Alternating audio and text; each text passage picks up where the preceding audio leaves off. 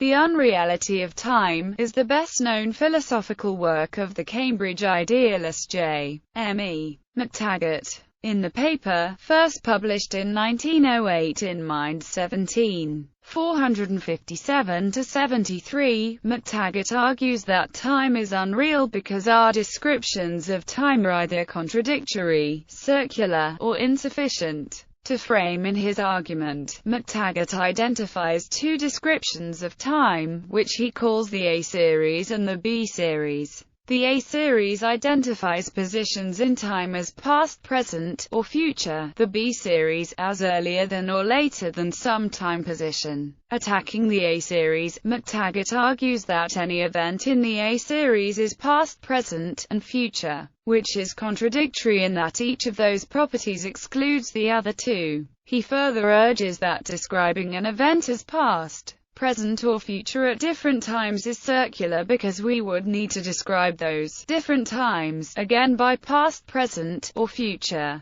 and then again describe that description by past, present, or future, and so on. Attacking the B series, McTaggart argues that time involves change, but because earlier-later relationships never change, the B series must be an inadequate account of time. The A series, the series of positions running from the far past through the near past to the present, and then from the present to the near future and the far future, McTaggart says, the distinctions of past, present, and future are essential to time, and if the distinctions are never true of reality, then no reality is in time. He considers the A series to be temporal, a true time series because it embodies these distinctions and embodies change. The B series, the series of positions which runs from earlier to later, the B series is temporal in that it embodies a direction of change. However, McTaggart argues that the B series on its own does not embody change itself. The C series,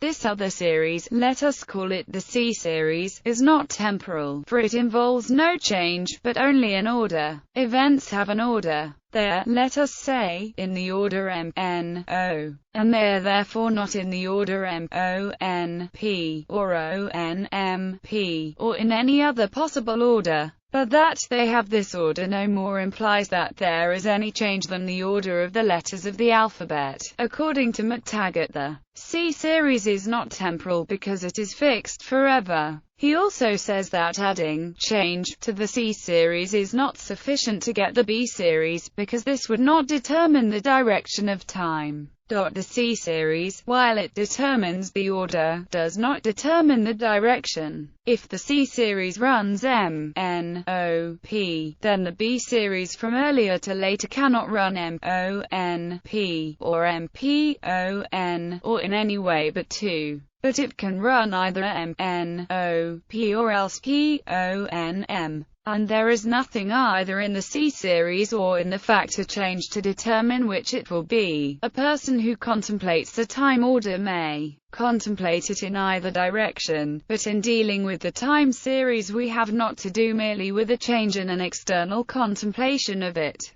but with a change that belongs to the series itself. And this change has a direction of its own. Therefore, besides the C series and the factor change there must be given, in order to get time, the fact that the change is in one direction and not in the other. We can now see that the A series, together with the C series, is sufficient to give us time. For in order to get change, and change in a given direction, it is sufficient that one position in the C series should be present, to the exclusion of all others, and that this characteristic of presentness should pass along the series in such a way that all positions on the one side of the present have been present, and all positions on the other side of it will be present. That which has been present is past, that which will be present is future. The general structure of the argument. McTaggart's argument for the unreality of time has two parts. In the first part, he argues that the B series alone is insufficient for time to exist. In doing so, he also argues that the A series is essential to time. Time demands change, and both the B and C series without the A series do not involve change. Therefore, time must be described using the A series.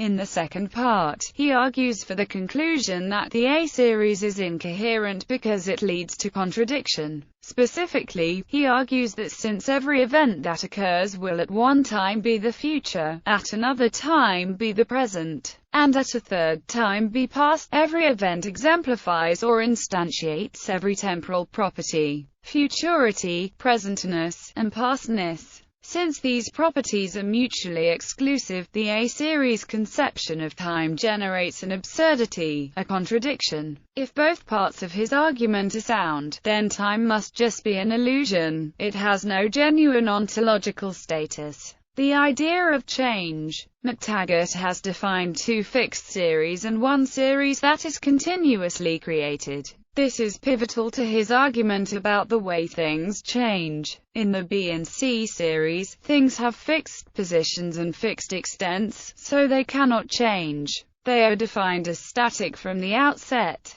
Of events in the B series, McTaggart says, no event can cease to be, or begin to be, itself, since it never ceases to have a place as itself in the B series. Thus one event cannot change into another, and, as the B series indicates permanent relations, no moment could ever cease to be, nor could it become another moment, given that the C series is, like the B series, a set of events cast in the same sequence forever. It is also unchanging, according to McTaggart. He says of events in the C series, that they have this order no more implies that there is any change than the order of the letters of the alphabet. McTaggart argues that what we consider to be change is actually the inclusion of an event in the A-series. But in one respect it does change. It began by being a future event. It became every moment an event in the nearer future. At last it was present.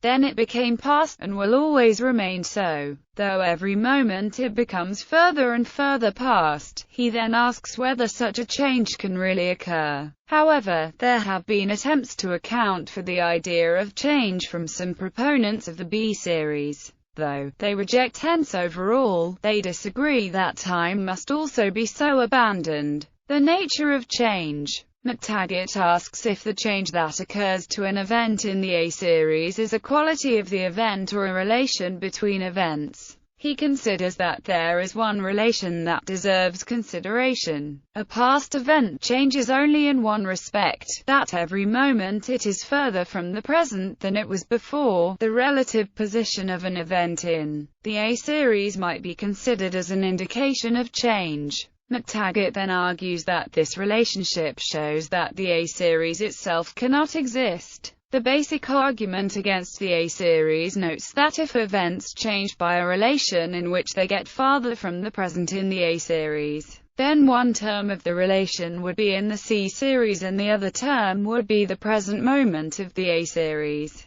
This means that the relations which form the A-series then must be relations of events and moments to something not itself in the time series. This concept then leads to other arguments against the A-series. In the first of these, it is pointed out that the terms future, past, and present are incompatible, yet each event has all three of these relations. McTaggart notes that this might be avoided by describing an event as has been future, is present and will be past. He believes this involves a vicious circle, because it assumes time to explain time, i.e., assumes another A-series in the future or past. In the second argument, related to the first, it is pointed out that if each event has been future, is present, and will be past, then when one considers an A-series, there is yet another A-series where an event is present in the future, and so on ad infinitum.